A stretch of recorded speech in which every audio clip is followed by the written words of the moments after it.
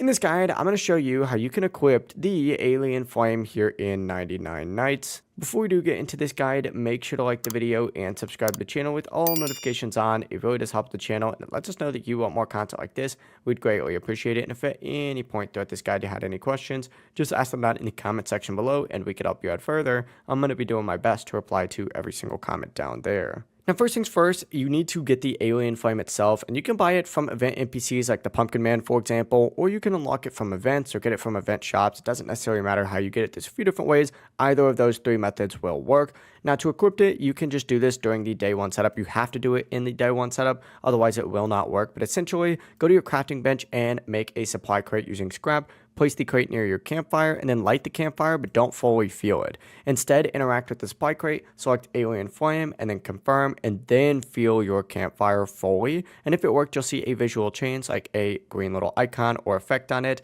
And then once it's equipped, the Alien event is guaranteed on day 3.